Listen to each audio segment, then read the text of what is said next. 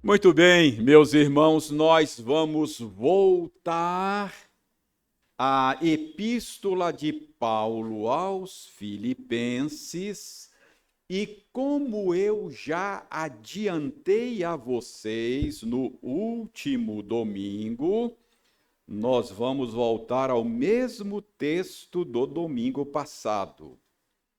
Filipenses 2, 12 a 13. 12 e 13.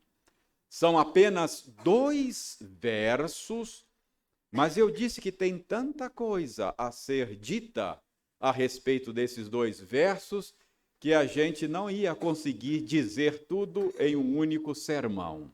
Então nós vamos voltar aos mesmos versos hoje. E sabe de uma coisa? Há tanta coisa para ser dita que eu até suspeito que domingo que vem a gente volte a esses mesmos 2 versos. Vamos ver. Tem muita coisa a ser dita aqui. Mas vamos então ler juntos. São 2 versos, né? Se você puder memorizar esses versos, acho que você vai fazer bem a você mesmo, tá? Então, vamos ler juntos Filipenses 2, 12 e 13. Leiamos.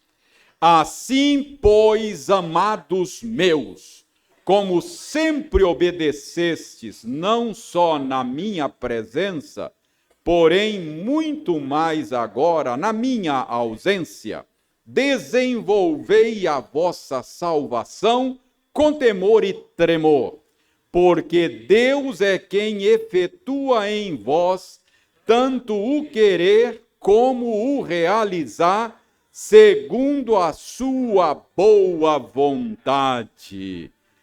Desenvolvei a vossa salvação com temor e tremor, porque Deus é quem efetua em vós tanto o querer como o realizar, segundo a sua boa vontade. Vamos orar, pedindo ao Senhor que nos dê a bênção da iluminação. Senhor, obrigado por tua boa palavra, ora lida. Vamos agora, mais uma vez, nos esforçar para compreender o sentido destas palavras. Por isso nós pedimos que o Espírito Santo do Senhor venha trabalhar em nós, abrindo o nosso entendimento, iluminando o nosso coração e assim dando-nos uma boa compreensão do sentido destas palavras. E que, compreendendo o sentido delas, nós sejamos consolados, sejamos corrigidos, sejamos alimentados, reorientados pelo poder da tua palavra santa. Ajuda-nos, ó Senhor, de tal maneira que possamos contemplar a tua glória além das letras que acabamos de ler.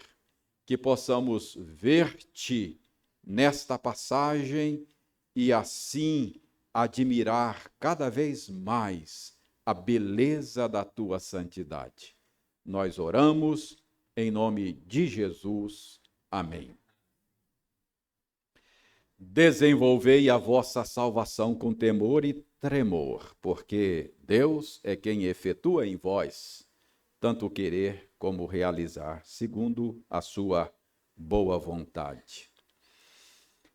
No domingo passado, nós vimos que depois de dizer, imitem a Cristo, em outras palavras, Paulo diz isso, ele diz, tende em vós o mesmo sentimento que houve também em Cristo Jesus.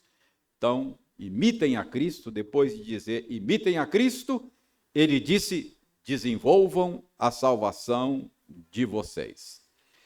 Então, nós já aprendemos que imitar a Cristo e desenvolver a salvação são ordens sinônimas. Mesma coisa. Eu disse também na semana passada que temos nestes dois versos verdades preciosas a respeito da nossa salvação. Verdades preciosas a respeito da natureza da vida cristã. Eu disse que algumas dessas verdades estão afirmadas claramente, podem ser percebidas aí na superfície da passagem.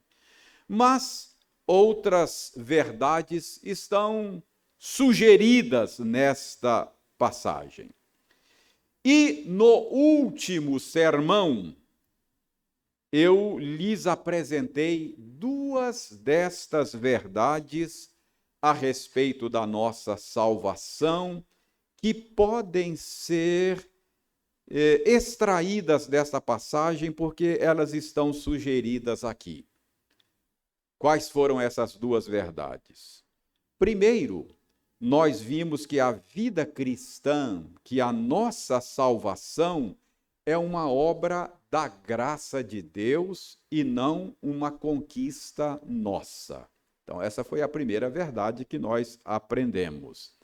A salvação nossa nos é concedida pela graça de Deus. Nós aprendemos que você não se torna cristão por você mesmo. Você é feito cristão pela graça e pelo poder de Deus. Vimos que a ordem que Paulo dá aqui é para que desenvolvamos uma salvação que nos foi concedida pela graça. Paulo não está mandando ninguém conquistar a sua salvação. Ninguém pode conquistar a sua salvação. Então, essa foi a primeira verdade que aprendemos no domingo passado.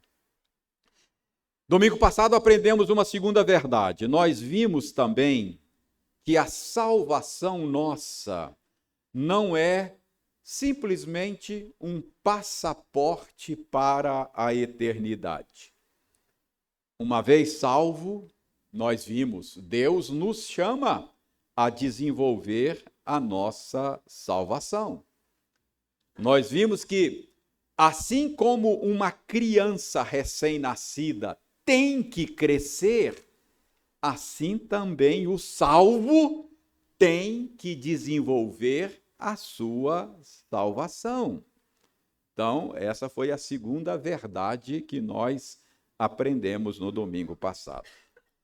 Mas agora a pergunta é a seguinte: como se dá o desenvolvimento da nossa salvação?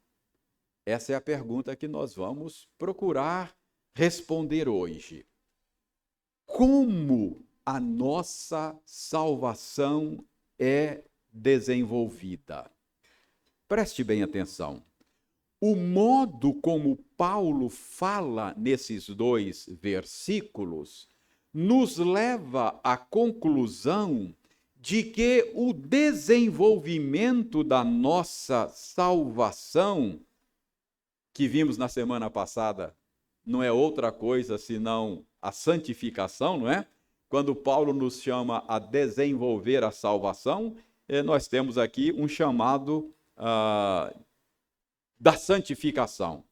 Então, o desenvolvimento da nossa salvação, ou a nossa santificação, mesma coisa, é ao mesmo tempo um dever e uma graça. Então, hoje, eu quero que você aprenda isso. Desenvolver a salvação é ao mesmo tempo um dever e uma graça. A nossa santificação é, ao mesmo tempo, um dever e uma graça. Deixe-me mostrar isso a vocês aqui, nesses dois versos. Observem que Paulo aqui dá uma ordem. Ele diz: desenvolvei a vossa salvação. O verbo está no imperativo. Paulo está dando uma ordem: desenvolvei a vossa salvação. Ora, se Paulo está dando uma ordem, logo, desenvolver a salvação é um dever.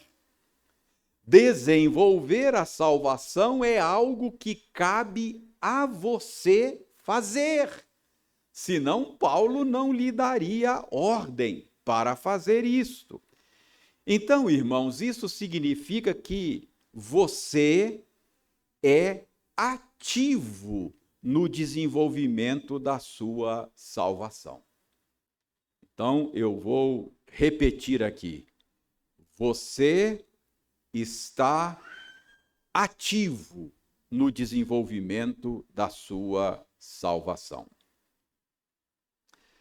Antes de ser salvo, antes de ser alcançado pela graça salvadora, você é inativo no que diz respeito à sua salvação. Você é inativo no que diz respeito à sua vida espiritual. Você nada poderia fazer para ser salvo. Você estava espiritualmente falando, diz a Bíblia, morto nos seus delitos e pecados. Então, antes de ser atingido pela graça salvadora, você estava espiritualmente inativo. A sua condição era de morte espiritual. A sua condição era de total inércia, era de total inatividade. Mas, diz a Bíblia, que estando nós mortos nos nossos delitos e pecados, Deus nos deu vida. Ele, por sua graça, te deu vida, te tirou da condição de morte espiritual para a condição de vida espiritual. Portanto, agora, estando vivo, você é ativo no desenvolvimento da sua salvação. Agora, não estando mais morto nos seus delitos e pecados, você está em condições espirituais de atender à ordem: desenvolvei a vossa salvação. Então, você participa ativamente do processo de desenvolvimento da sua salvação. Caso contrário, irmãos, a ordem de Paulo aqui, desenvolvei a vossa salvação, não faria nenhum sentido. Então, o que eu quero que você aprenda é santificação. O desenvolvimento da sua salvação é um dever. É algo que você tem que fazer. Aliás, o escritor de Hebreus dá uma ordem semelhante. Ele diz: buscai a paz com todos e a santificação, sem a qual ninguém verá o Senhor. Então, o escritor de Hebreus diz: busquem a santificação. É algo que você busca. A santificação é um dever a ser cumprido, é uma ordem a ser obedecida. Então, como é que se dá o desenvolvimento da sua salvação? Ele se dá com a sua participação. Você é ativo. Você participa do processo. É uma ordem, é um dever. Mas a nossa santificação, o desenvolvimento da nossa salvação, não é apenas um dever. O modo como Paulo fala aqui nos leva à conclusão de que é também uma graça a ser recebida. É um dever a ser cumprido, mas é também uma graça a ser recebida. Isso fica claro pelo que Paulo diz aí no verso 13. Paulo, depois de dizer no verso 12, desenvolvei a vossa salvação, ele diz no verso 13, porque Deus é quem efetua em vós tanto o querer como o realizar, segundo a sua boa vontade. Então preste bem atenção, você é ativo no processo. Você busca a santificação, mas é Deus quem santifica você. É uma graça que você recebe. Se por um lado a Bíblia manda você buscar a santificação, se por um lado a Bíblia manda você desenvolver a sua santificação, por outro lado a Bíblia diz que Jesus orou pela nossa santificação. Lembra lá na sua oração sacerdotal, capítulo 17 do Evangelho de João? Jesus orou por nós dizendo, santifica-os na verdade. A tua palavra é a verdade. Ora, se Jesus pediu ao Pai para nos santificar, então é Deus quem nos santifica. O desenvolvimento da nossa salvação, então, é, ao mesmo tempo, um dever a ser cumprido e uma graça a ser recebida. Talvez você diga, mas como pode ser isso? É Deus quem me santifica, mas ao mesmo tempo eu não posso ficar de braços cruzados sem fazer nada. Eu preciso buscar a minha santificação. Como é isso, pastor? Irmãos, aqui nós temos a misteriosa relação entre a soberania de Deus e a responsabilidade humana. Este é um mistério que a Escritura nos apresenta. Mas nós precisamos ser cuidadosos aqui para não compreender de maneira errada o modo como se dá o desenvolvimento da nossa salvação. Nós não podemos aqui ser precipitados e entender mal o modo como a soberania de Deus se relaciona com a liberdade e a responsabilidade humana.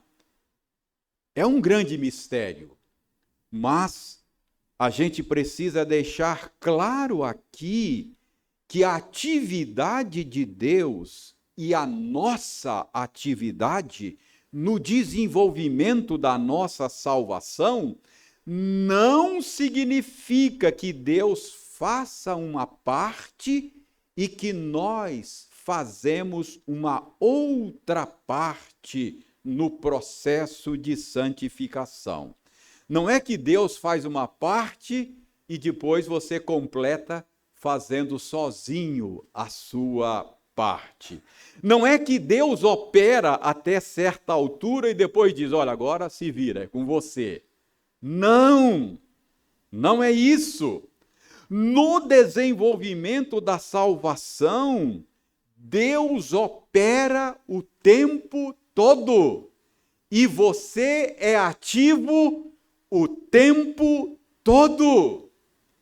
No processo de santificação, do princípio ao fim, Deus está trabalhando em sua salvação. Por exemplo, Paulo disse nesta mesma carta, lá no capítulo 1, verso 6, que aquele que começou a boa obra em nós há de completá-la até o dia de Cristo. Quem começou a boa obra em nós? É Deus. Quem é que vai terminar esta boa obra iniciada? O mesmo que iniciou. Então foi Deus quem começou a boa obra e Ele continua operando, Ele continua trabalhando em nós até o fim, até que a nossa salvação esteja consumada. Ele é o autor e o consumador da nossa fé, da nossa salvação. Então, do princípio ao fim, Deus está trabalhando. E do princípio ao fim, você é chamado a participar ativamente daquilo que Deus está fazendo. Do princípio ao fim, você é chamado a desenvolver a sua salvação. Então, não entenda aqui que Deus faz 50% e você faz 50%. Não é que Deus faz 70%, você faz 30%. Não, não é isso. Do princípio ao fim, Deus opera a sua santificação. Mas Ele opera de uma maneira tal que você é ativo ao longo de todo o processo. Além disso, eu chamo a sua atenção para o modo como Paulo fala no verso 13. Preste bem atenção. Paulo diz: é Deus quem opera em vós. Há um pequeno detalhe aí. Paulo não diz Deus opera em vós, mas ele diz: é Deus quem opera em vós. Deixe-me parafrasear Paulo aqui para ajudar você a compreender. O que Paulo está dizendo aqui é mais ou menos o seguinte: se esforce para desenvolver a sua salvação, sabendo que é Deus mesmo e não você que está levando a efeito a sua salvação. Desenvolva a sua salvação, sabendo que aquele que começou a boa obra vai completá-la. Irmãos, o que nós temos aqui é uma palavra de encorajamento. Não fosse a garantia de que Deus opera em nós, não fosse a garantia de que Ele vai levar a bom termo aquilo que Ele começou, Paulo certamente diria para você: desista desta luta, porque você nunca vai conseguir. Desista porque você está lutando contra algo maior e mais poderoso do que você. Mas Paulo diz: não, desenvolva a sua salvação. Por quê? Porque é Deus mesmo o garantidor de que você vai ter sucesso. É Deus mesmo o garantidor de que esta obra será levada a bom termo. Isso é encorajador. Isso é encorajador. Quantas vezes a gente fica desanimado? Quantas vezes a gente fica desacorçoado na nossa luta contra o pecado? Às vezes dá vontade de jogar a toalha. Mas Paulo diz: desenvolva a sua salvação, porque é Deus mesmo que vai levar a efeito a sua santificação. Então, nós temos aqui uma palavra de encorajamento, não é? Paulo, além disso, quando Paulo diz, é Deus quem opera, esse verbo é interessante, é Deus quem opera em vós. O verbo grego que é traduzido aqui por operar é o verbo energel. Esse é um verbo grego. É deste verbo, ou melhor, da mesma raiz deste verbo, que vem a nossa palavra energia, energel. Então, a ideia do verbo aqui é produzir algo com eficácia. Então, o uso deste verbo, energel, Deus opera, significa que esta ação de Deus em nossa salvação, ela é plenamente efetiva. É algo que certamente será levado a efeito. Além disso, o verbo energel está no presente. E isto é significativo também. Porque o tempo presente no grego denota uma ação contínua, incompleta, muito parecida com o nosso gerúndio. É uma ação que está em andamento. Então, o presente no grego não é Deus opera, é Deus está operando em vocês. Deus está continuamente operando de maneira eficaz. Então, Paulo está dizendo aqui que esta obra que Deus realiza em nós, no desenvolvimento da nossa salvação, ela está em andamento. Mas o que Deus está fazendo? Paulo diz, Deus opera ou está operando em nós o quê? Tanto o querer quanto o realizar. Deus está operando em nós o querer. Irmãos, a Bíblia ensina que por causa do pecado, por causa da queda, a natureza humana ficou indisposta contra Deus, contra a vontade de Deus, contra a lei de Deus. Paulo, escrevendo aos Romanos, ele diz que o pendor da carne, a tendência da natureza humana é inimizade contra Deus. Por isso, nós não nos sujeitamos à vontade de Deus naturalmente. Tem algo em nós, por causa do pecado, que é indisposto à vontade de Deus. Para o homem natural, Deus é simplesmente um estraga-prazeres. Nós somos naturalmente avessos à vontade de Deus. Então, quando você deseja a vontade de Deus, quando você deseja ser igual a Jesus, quando você aprecia a vontade de Deus, quando você está convencido de que a vontade de Deus é boa, perfeita e agradável, quando você lamenta ficar distante da vontade de Deus, já é Deus operando em você o querer. Já é Deus fazendo brotar no seu coração desejos santos. Porque a menos que Deus faça isso, você não desejaria ser igual a Cristo.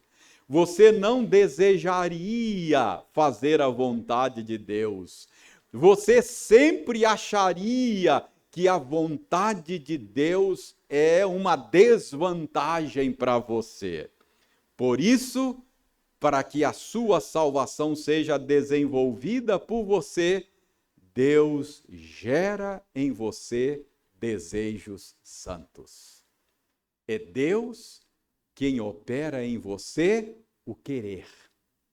O querer.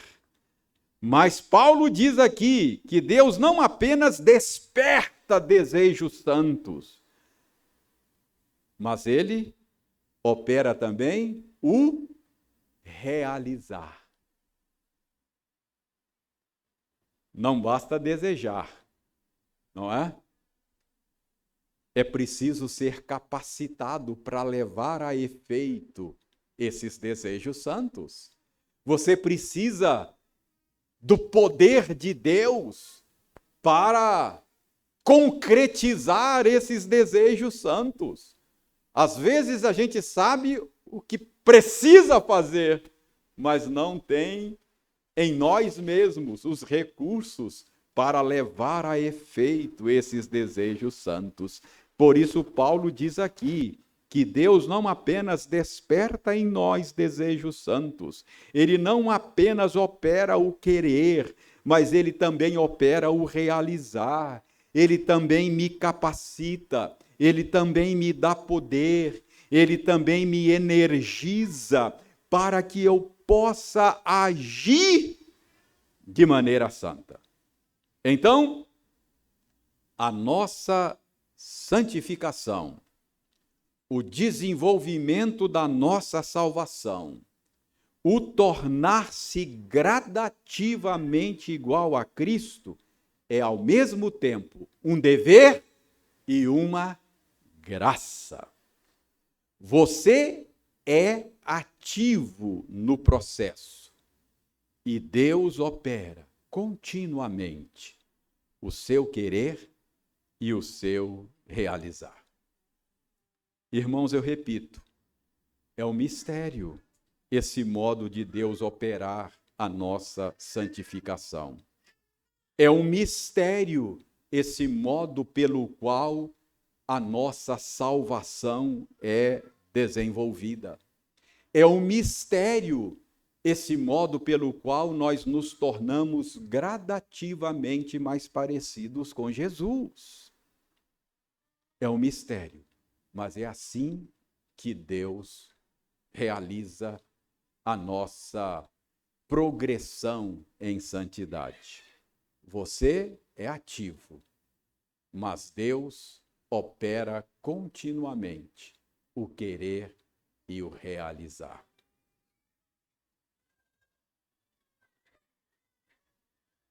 Há um registro nos evangelhos, registro de um milagre operado por Jesus, que talvez nos ajude a compreender melhor este mistério.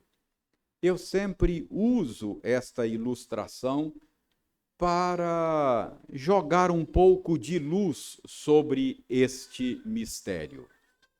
Você certamente já me ouviu falar desse episódio. É aquele milagre que Jesus realizou ao curar um homem da mão ressequida lá na sinagoga de Cafarnaum. Se lembram?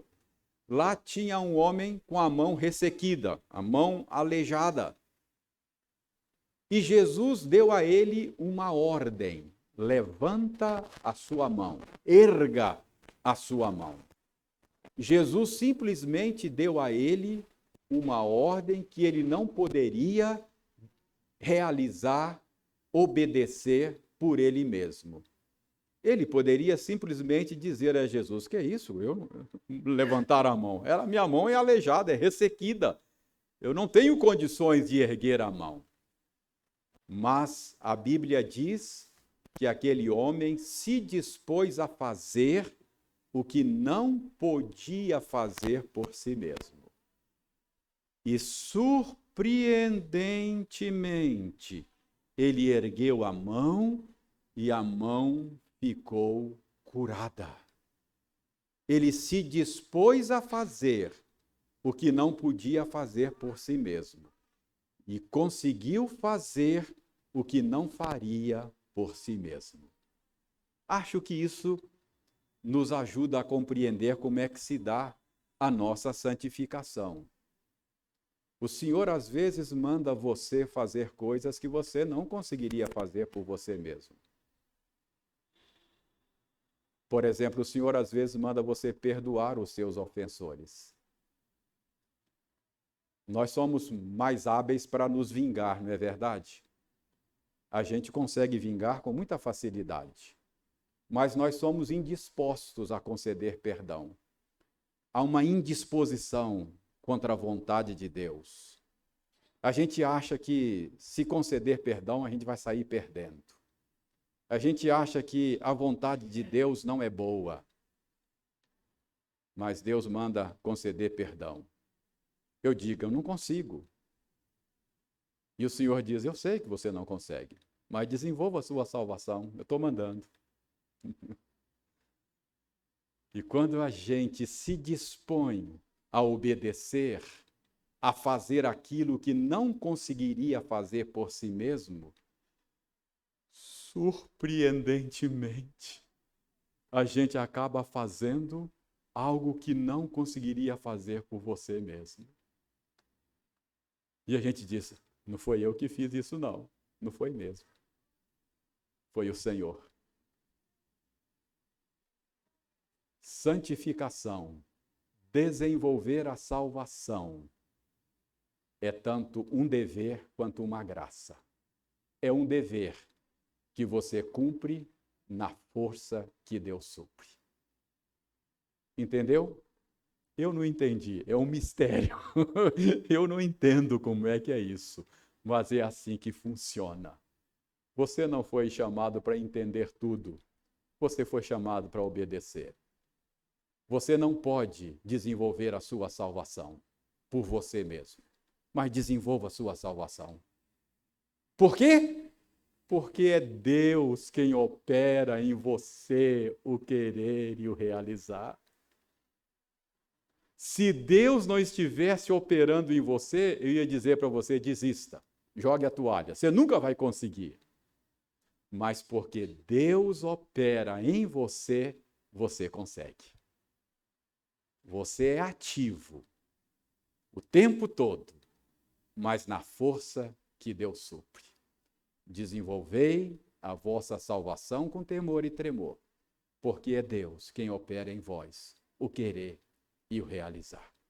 Que Deus nos ajude a obedecer, mesmo que nós não consigamos compreender e explicar em todos os seus detalhes esse modo como a nossa salvação é desenvolvida. Que nós nos tornemos, pela graça de Deus, a cada dia, mais parecidos com Jesus. Amém.